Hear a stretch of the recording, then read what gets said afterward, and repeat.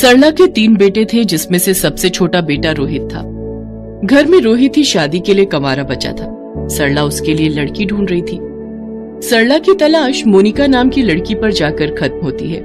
मोनिका दिखने में बेहद खूबसूरत थी, साथ ही दहेज में ढेर सारा सामान भी लाने वाली थी, जिस वजह से सरला मोनिका को बहुत प्यार करती थी। ऐसे ही समय बीतता है। फिर एक दिन सरला अपनी बड़ी बहू कविता से कहती है, अरे बहू जल्दी से काम कर ले, शाम को हमने मोनिका के लिए हार भी लेने जाना है और गहने भी तो देखने हैं उसके लिए। वो तो ठीक है सासू माँ, लेकिन आप छोटी देवरानी के लिए ही शॉपिंग करेंगी या अपनी बड़ी बहू को भी कुछ दिलाओगी? आखिर शादी तो हमारे देवर की है ना।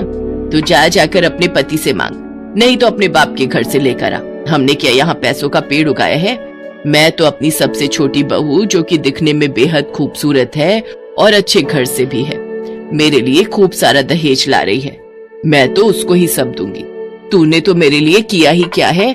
अच्छा जी, घर का सारा काम आपकी सेवा हम करें और आप कह रही हैं कि हमने आपके लिए किया ही क्या है?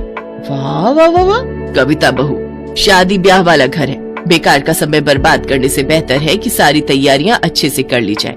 आज मुझे गहने बनवाने जाना है, फिर कल कैटरिंग वाले के पास जाना है, बहुत काम है मुझे। और रही बात तुम्हारी, तो तुम कोई आर्टिफिशियल ज्वेलरी पहन लेना।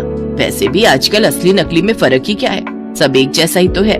रहने दो सासू माँ, इस दिखावे की जरूरत नहीं है। वैसे भी हमारे घर वालों ने हमें इतना तो देकर भेजा ही है कि हमें दिखावे की जरूरत ना पड़े। जरूरत नहीं है तो फिर मांग क्यों रही है? और मैं तो वैसे भी कह रही हूँ कि जो भी तुम्हारे पास है पहन लेना। चल अब देर मत कर और मेरे साथ सुनार की दुकान पर चल। थोड़ी देर बाद दोनों सास बहू सुनार की दुकान पर जाकर खरीदारी करने लगती हैं। तभी कविता की नजर वहाँ रखी पायल पर जाती है।